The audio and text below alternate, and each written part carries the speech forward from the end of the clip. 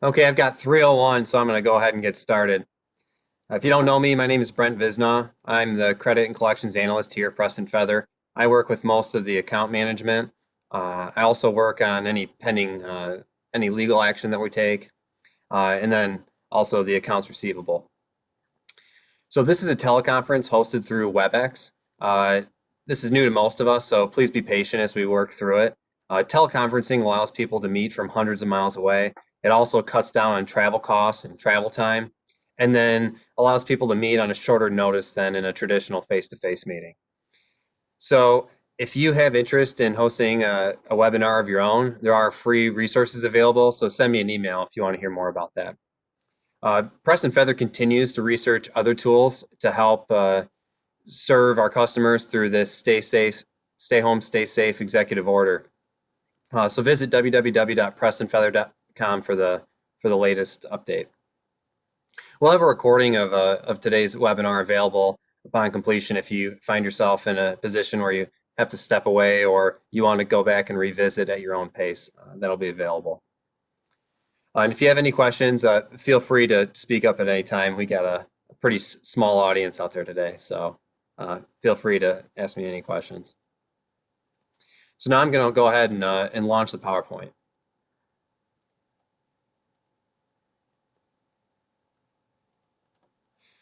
So understanding Michigan's construction lien law, get paid faster, reduce stress, and protect your assets.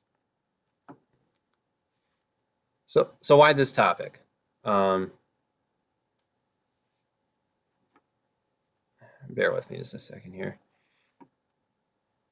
So why this topic? Many contractors in Northern Michigan face cash flow and possible legal risks based on Michigan's construction lien law.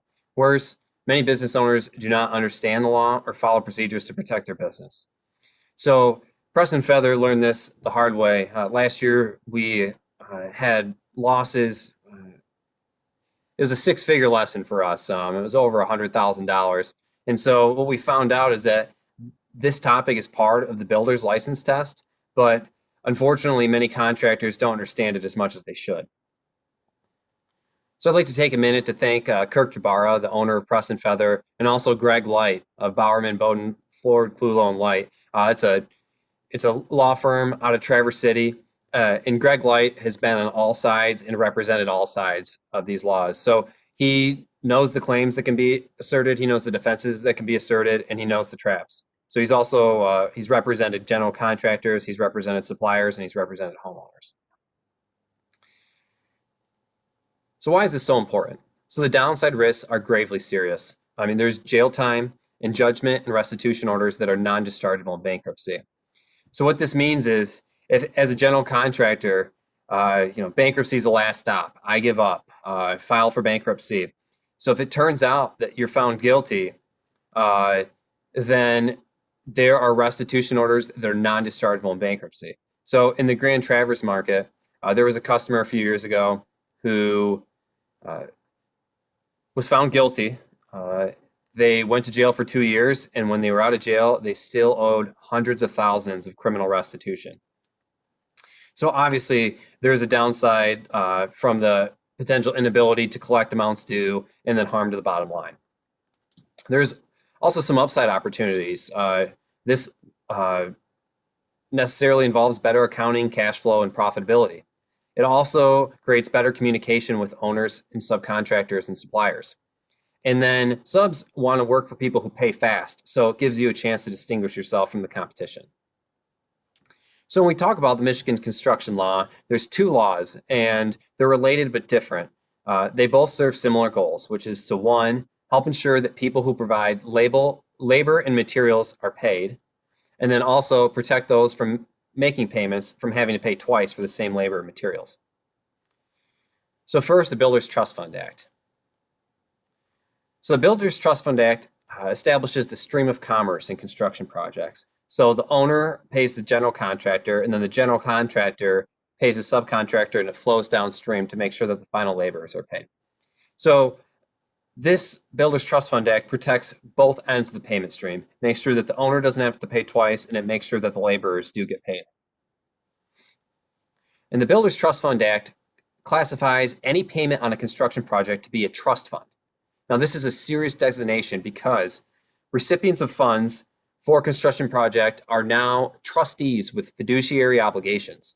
So the amount of the trust fund is not the recipient's money. So what that means is you receive money that goes into your bank account. It may have your name on it. You may be writing checks out of your account, but at any time, it is still not your money.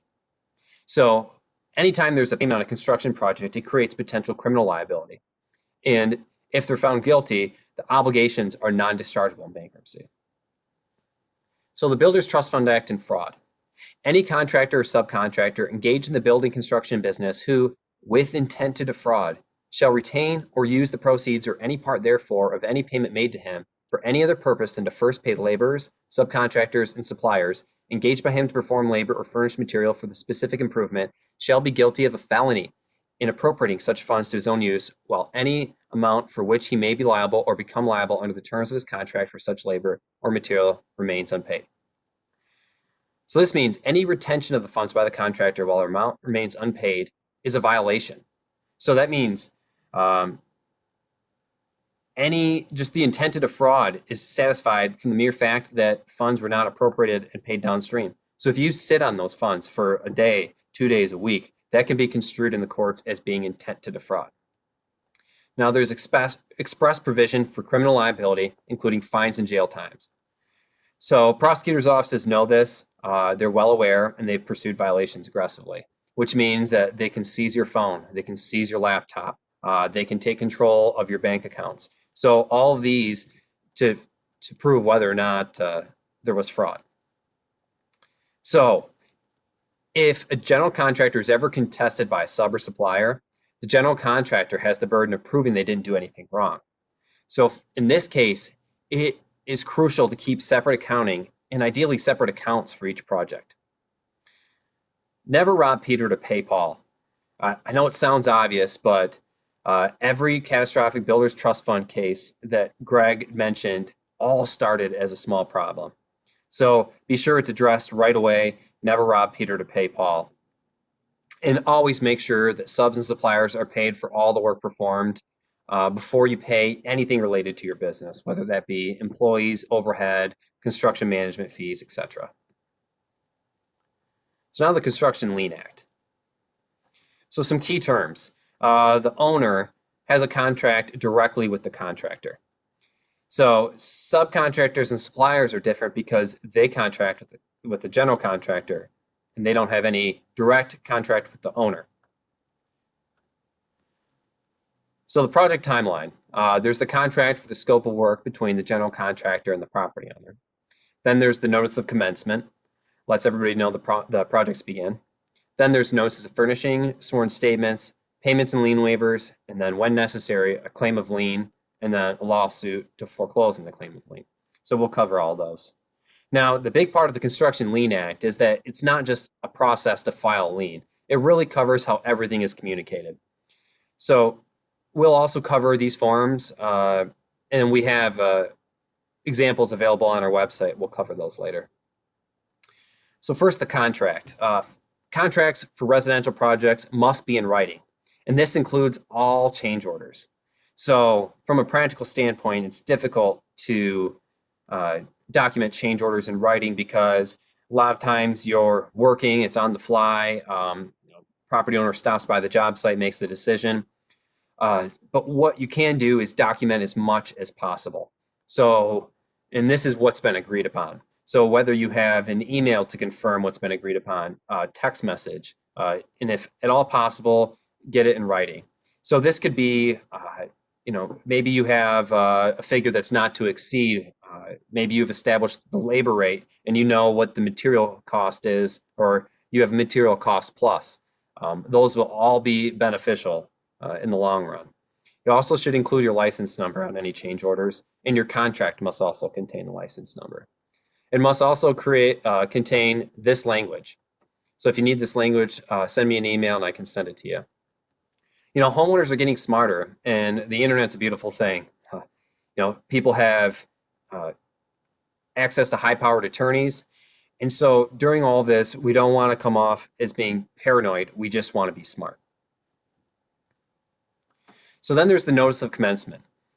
This should be filled out as soon as possible after the contract signed. It gives critical information for the lien process, including the precise ownership status, which may mean you're on site, you've met with the property owner, you know who you're dealing with, but then after looking through this information, you find out that the property is owned in a trust or that it's owned in the name of a husband and a wife. So that's all crucial information. It also gives you the legal description of the property and then contact information for all relevant owner parties. So the contractor must provide copies of the notice of commencement to any suppliers and subcontractors along with the notice of furnishing. So the notice of furnishing, it's not required for the general contractor with direct contract with the owner. Now, for subcontractors and suppliers, this is the only point of contact we have with the homeowner. So what it does is it provides notice to the owner that subcontractors and suppliers are providing labor or material. That's it. In other states, it's called the preliminary notice or notice to owner.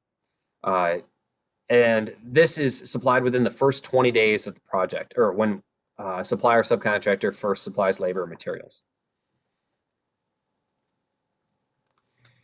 Then we have the sworn statements. These are critically important for general contractors, primarily because they're routinely filled out inaccurately or incompletely. So the Construction Lien Act requires that a sworn statement is provided anytime a request for payment is made, anytime the owner requests, or by a contractor when the contractor requests. And a lot of people don't know that sworn statements are required even if you don't have a bank involved, or if the project is being paid for with cash. And so the sworn statement means an oath under penalty of perjury. So when a general contractor fills out the sworn statement, they are swearing under penalty of perjury that this lists everybody who is involved in the project and who could potentially lien the property. So there are criminal penalties for false sworn statements, including more fines and jail time. So the sworn statement lists all of subcontractors, laborers, and suppliers. It puts the total contract price, all change orders, the amount paid, the amount owing, the amount to complete. And so it's really just a big, giant Excel schedule that shows where the project's at. So then there's lien waivers that support the sworn statement. And there's 4 different kinds. There are 4 different kinds and basically 2 different types. So there's the partial or the full. So you ask yourself, will the contract be paid in full with this payment? If it's yes, then it's a full waiver. If not, it's a partial waiver. And then has the waiving party actually received payment? If it's yes, then it's unconditional. If no, then it's conditional. So then if you get to the point where you need to file a claim of lien, it must be recorded at the Register of Deeds within 90 days after last supplying labor or materials. So there are no exceptions on the 90 days. A delay of 1 day means the loss of lien rights. The last day also means it has to be substantial work. It can't be you picked up your tools or you dropped off a tube of caulk. It has to be relevant and substantial to the contract or to the scope of work in the original contract. So if it's a contract to build a house and you install the front entry door, that would be substantial work. So there are also many other technical requirements related to filing a claim of lien. So if you find yourself in a position where you're looking to file a claim, you want to make sure that you have all the documentation, any information, all that, as well as legal representation well before the 90-day deadline to be sure that you don't lose any of your lien rights. You also need a basis to file the claim of lien. So if you find yourself in a position where you haven't received payment, then you reach out, you've demanded payment, you still don't have it, then you have a basis to file the lien. Then there's the lawsuit to foreclose. It must be filed within 1 year after the filing of the claim of lien, and then all construction liens have the same priority. And this is basically to protect people that first supply the project and the people who last supplied it, make sure that everybody's treated fairly. And if there's not enough value in the property for all the construction liens, then the liens are paid out on a pro rata basis. So they all have the same priority. So it doesn't matter who files first. So in summary, the Construction Lien Act and the Builders Trust Fund Act aren't asking anything to be a big burden. It should just be all part of the normal process and one of the checklist items. And it should really be about your communication strategy with your customer. So what steps can I take? Help your property owner complete and file the notice of commencement. So if this takes you and the property owner sitting down, filling it out, and then taking it to the county building and recording it with them, it should be done. Number 2, ask Preston Feathered to send paperless notice of furnishing. Send an email to sign up. We'll be sending notice of furnishings to all projects, although to minimize the paper transmission, we can also send emailed notice of furnishings to homeowners and builders. It's also industry best practice to have job accounting. It streamlines the lien waiver and draw process. And it also makes it easier to reconcile monthly statements and lien waivers. And then submit draws monthly. This is important to avoid any project delays. Don't wait for a convenient time to bill your homeowner and never skip draws. So what does this mean? So it is the extreme rare circumstance that in our market, the notice of commencement is filed on residential projects. So the info from the notice of commencement is required for all subs and suppliers to send a notice of furnishing. So homeowners are getting smarter. If you find yourself in a non-payment situation, we can help. Homeowners are better understand Michigan construction law than they ever had in the past. They also have access to high-powered attorneys. So contractors are hesitant to assert their lien claims because they're afraid of damaging the relationship. We can stand behind our contractors. We can go to bat and help with a resolution, and we've done this in the past, but only if we send the notice of furnishing. So when we send notice of furnishing, how does it work? So we've partnered with a company that's called Level Set.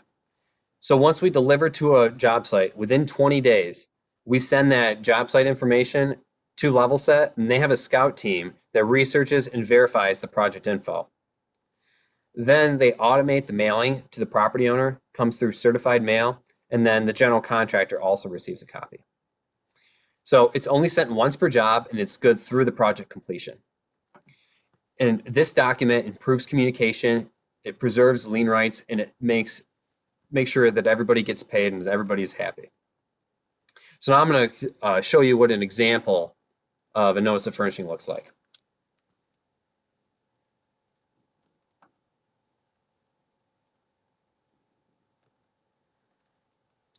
So this is a PDF copy of the notice of furnishing that will come certified mail. It says Preston Feather Building Centers is on your job. It says where the project address is, what we're doing. We're supplying building materials. It's about us, where our physical location is, more details about Level Set, what's going on, and then also contact info for me. So if any customer has a question about this, they can call me or email me directly. We were hired by the general contractor. The project stakeholders are the homeowner. And then the final page has the technical requirements, including the property description, maybe the library and page of where the notice of commencement was recorded, and then also the required language under Michigan construction law. So that's the notice of furnishing. Now I'm going to go ahead and navigate to our website and show you where you can find more information on the rest of the documents.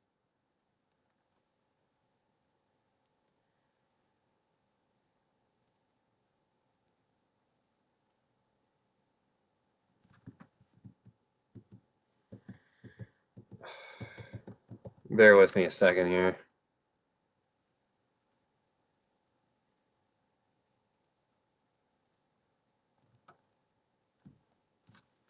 So I'm navigating to the PrestonFeather.com website.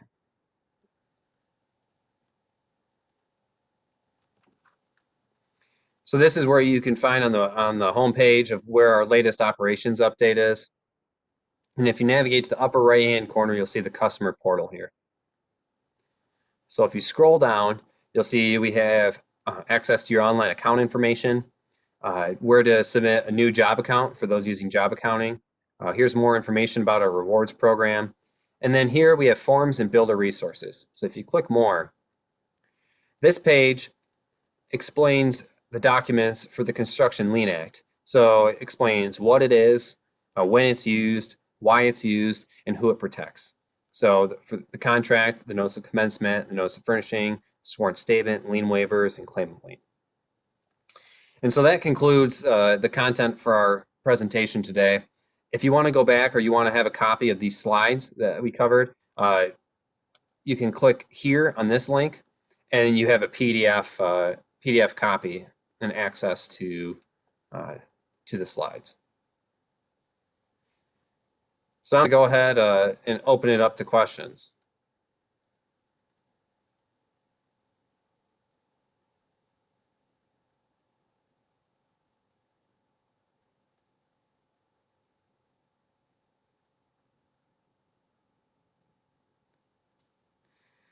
Well, if there aren't any questions, then I'd like to thank you for taking the time to understand Michigan's construction lien law and the benefits of notice of furnishing.